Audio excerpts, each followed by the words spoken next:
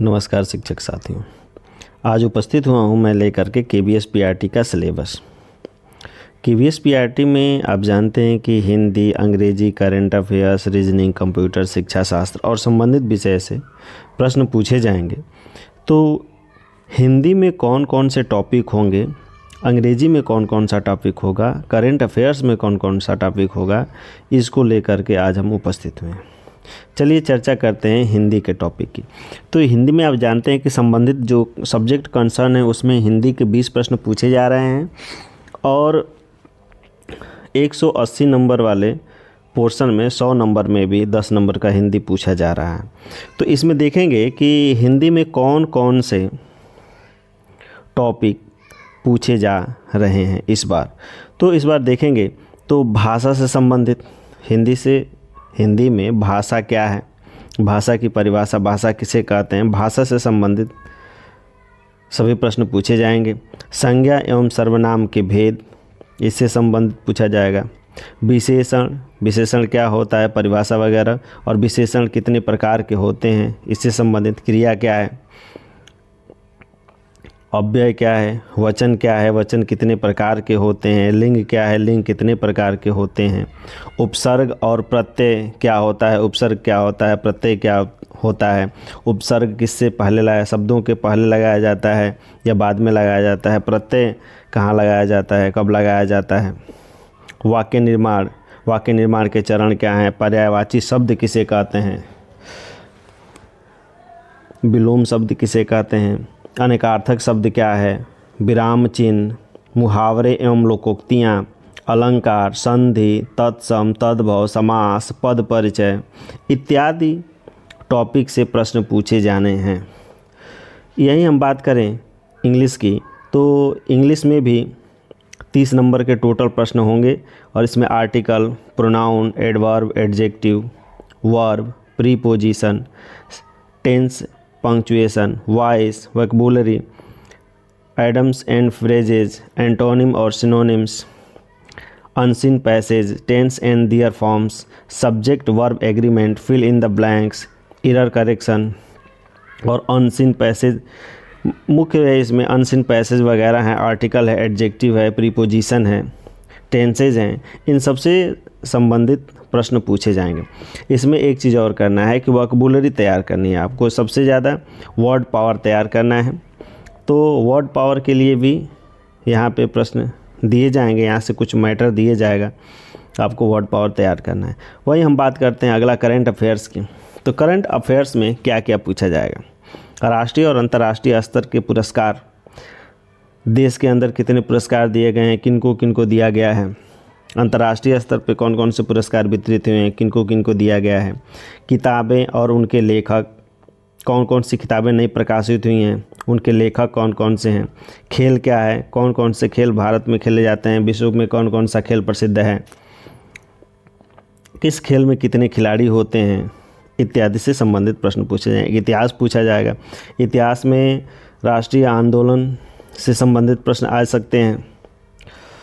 भूगोल पूछा जाएगा, भूगोल में भारत के समस्त उच्चावचों के बारे में पूछा जा सकता है, भारत की भौगोलिक स्थिति के बारे में प्रश्न पूछा जा सकता है। करंट अफेयर पिछले 1 साल का प्रश्न पूछा जा सकता है। राजनीति में भी जो नगरीय निकाय है, जिले स्तर का जो व्यवस्था है, इन सब से प्रश्न पूछा जा सकता है। जनसंख्या जनगणना से प्रश्न पूछे जाते हैं। भारतीय कला और संस्कृति क्या होती है, इससे प्रश्न पूछा जा सकता है। संगीत से प्रश्न पूछा जा सकता है। पंचवर्षीय योजनाएं और बजट से भी प्रश्न इस बार संभावना यही है, बजट से 2 से 3 प्रश्न पूछे जा सकते हैं, या कम से कम एक प्रश्न तो ज़रूर आएगा बजट से।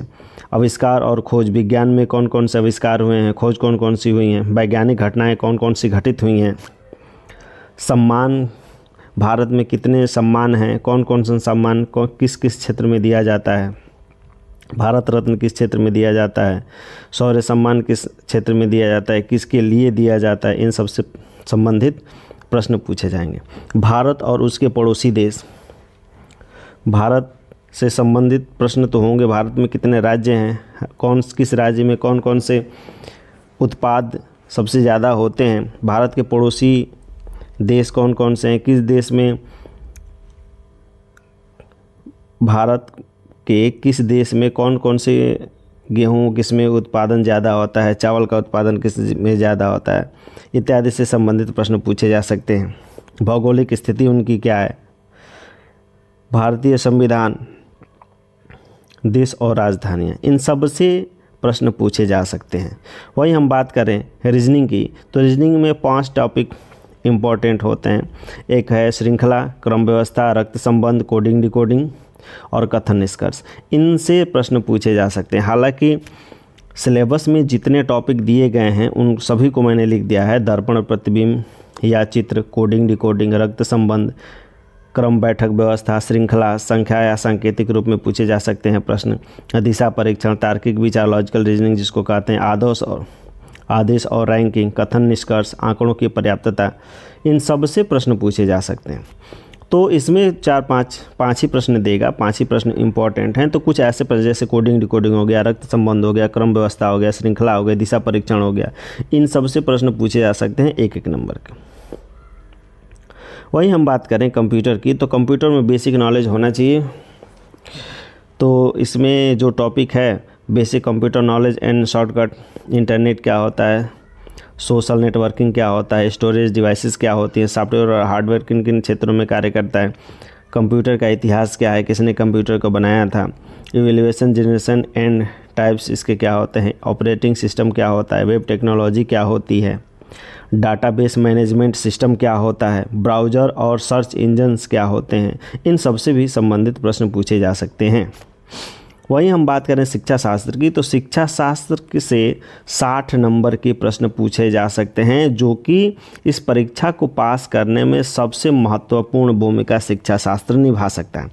सीटेट के जितने टॉपिक्स हैं, यदि सीटेट के टॉपिक्स संपूर्ण रूप से कंप्लीट हैं तो आप शिक्षा शास्त्र में अच्छा कर पाएंगे। सीटेट में जैसे लॉजिकल प्रश्न पूछे जाते हैं, शिक्षा शास्त्र में वैसे ही लॉजिकल प्रश्न पूछे जाएंगे। शिक्षार्थी को समझना, टीचिंग लर्निंग को समझना, इन दोनों से 30 नंबर के प्रश्न हैं। अनुकूल शिक्षण का वातावरण कैसे बनता है, इससे 10 प्रश्न पूछे जाएंगे। स्कूल संगठन और उसका नेतृत्व क्या होता है, इससे संबंधित प्रश्न पूछे जाएंगे। शिक्षा में दृष्टिकोण क्या होता है, इससे भी 10 प्रश्न पूछे जाएंगे। यानी टोटल शिक्षा शास्त्र से 60 प्रश्न पूछे जाएंगे। यानी यदि हम सीटेट के सिलेबस के संपूर्ण विषयों को कंप्लीट कर लेते हैं, 2-4 ऐसे टॉपिक हैं जो बाहर से डाले गए हैं, स्कूल संगठन और नेतृत्व, शिक्षा में दृष्टिकोण, ये सब 2 विषय हैं जिसको बाहर से डाला गया है। तो इन सब चीज़ों को हम लोग कवर कर लेंगे। यदि सीटेट के सारे विषयों को, सारे टॉपिक को कंप्लीट कर लेते हैं तो शिक्षा शास्त्र में 60 नंबर हमारा तय हो जाएगा। इसके बाद बात करते हैं हम सब्जेक्ट कंसर्न की। तो सब्जेक्ट कंसर्न में इन 4 विषयों से संबंधित प्रश्न पूछे जा सकते हैं। जैसे अंग्रेजी से 20 नंबर के प्रश्न पूछे जाएंगे, हिंदी से 20 नंबर के प्रश्न पूछे जाएंगे, गणित से 20 नंबर के प्रश्न पूछे जाएंगे और पर्यावरण से भी 20 नंबर के प्रश्न पूछे जाएंगे, जो कि टोटल मिलाकर के 80 प्रश्न हो जाता है।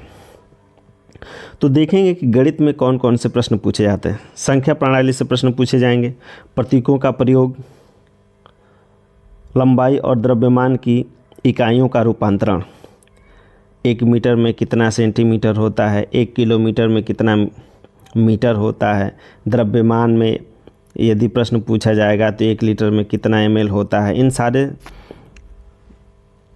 विषयों से संबंधित प्रश्न पूछे जा सकते हैं। संख्या और संख्याओं के प्रकार क्या होते हैं, संख्या किसे कहते हैं, संख्याओं के कुल कितने प्रकार होते हैं, कौन कौन सी संख्याओं में कौन कौन सी संख्या आती है, पूर्णांक और उसके गुण क्या हैं, पूर्णांक किसे कहते हैं, पूर्णांक कितने प्रकार का होता है, इन सब से भी संबंधित प्रश्न पूछे जा सकते हैं।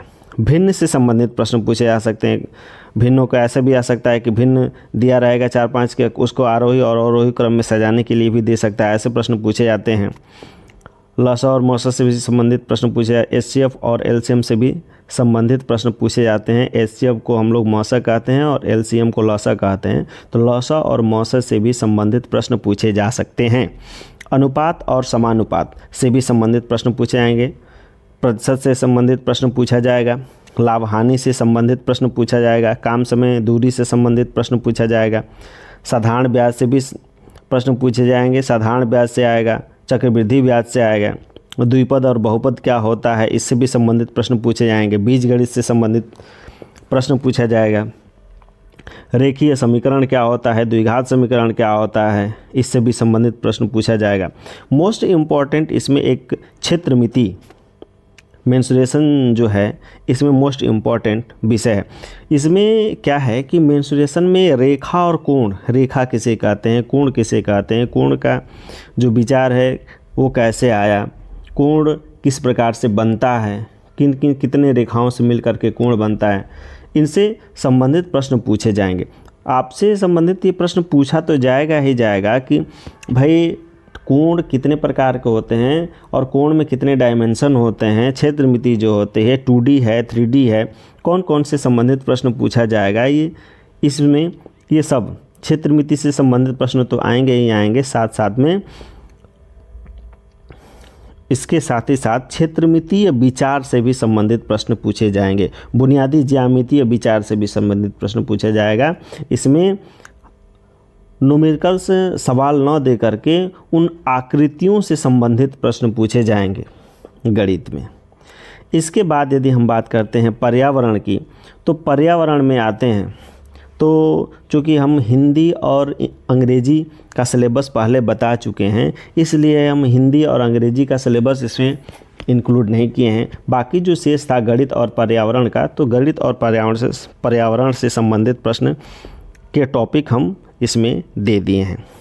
पर्यावरण में सामान्य रोग आएगा। कौन कौन से रोग होते हैं,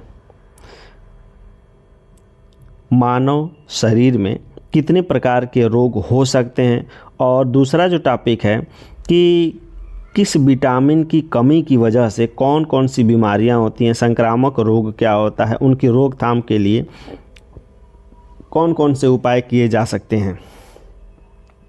गांव और जिला स्तर पर प्राथमिक चिकित्सा की क्या व्यवस्था है, स्वास्थ्य सेवाएं क्या क्या होती हैं। वहीं यदि हम बात करें तो प्राकृतिक आपदाएं कौन कौन सी होती हैं, कारण और उसका बचाव क्या है, पर्यावरण में घटित होने वाली प्राकृतिक आपदाएं कौन कौन सी हैं, उसका कारण क्या होता है, बचाव के कौन कौन से उपाय किए जा सकते हैं। वहीं परिवहन क्या होता है, परिवहन के कितने प्रकार होते हैं, संचार क्या है, संचार का प्रभाव मानव जीवन पर क्या पड़ता है, इनसे भी संबंधित प्रश्न पूछे जाएंगे। प्राकृतिक संसाधन क्या होता है, वायु में, जल में या मिट्टी पे कौन कौन से प्राकृतिक संसाधन पाए जा सकते हैं जो मानव जीवन के लिए ज़रूरी है। भूमि क्या होती है, भूमि में या मिट्टी में पाए जाने वाले कौन कौन से खनिज होते हैं, धातुएं कौन कौन सी पाई जाती हैं मिट्टी में या भूमि में, अधातुएं कौन कौन सी पाई जाती हैं।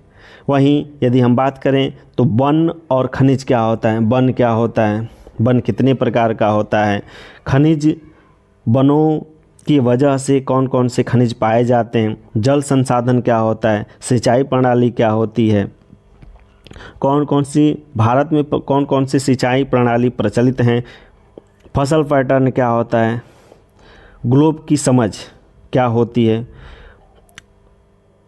कितने प्रकार के ऐसे स्टूडेंट हैं या कितने प्रकार के ऐसे बच्चे हैं जिनको ग्लोब की कितने प्रकार की समझ है, ग्लोब क्या होता है, ग्लोब में अक्षांश और देशांतर किन किन रेखाओं से दर्शाए जाते हैं, पंचवर्षीय योजना क्या होता है, राष्ट्रीय स्वतंत्रता आंदोलन क्या होता है, सांस्कृतिक पुनर्जागरण क्या होता है, भारत के प्रमुख समाज सुधारक कौन कौन से हैं, इत्यादि से संबंधित प्रश्न पूछे जाएंगे। तो यदि हम बात करें कि कौन कौन से प्रश्न इसमें पूछे जा सकते हैं, तो इन सभी टॉपिक जो कुछ भी बताया गया है, इन सभी टॉपिकों से संबंधित प्रश्न आपको बताया जाएगा, आपको समझाया जाएगा, और इन सभी टॉपिकों पर आपको नियमित वीडियो प्राप्त होती रहेगी। तो यदि आपको नोटिफिकेशन इस वीडियो का नहीं मिल रहा है तो सब्सक्राइब करने के बाद से बेल वाली घंटी को दबा दें, ताकि समय से वीडियो जाने के बाद आपको नोटिफिकेशन मिल जाए। तो अभी आज हम चर्चा किए KVS PRT के संपूर्ण सिलेबस के बारे में, तो इससे संबंधित जो भी वीडियो होगी वह आपको नियमित प्राप्त होती रहेंगी। तो इतना पूरा वीडियो देखने के लिए आपका बहुत बहुत धन्यवाद। शुभ दिन।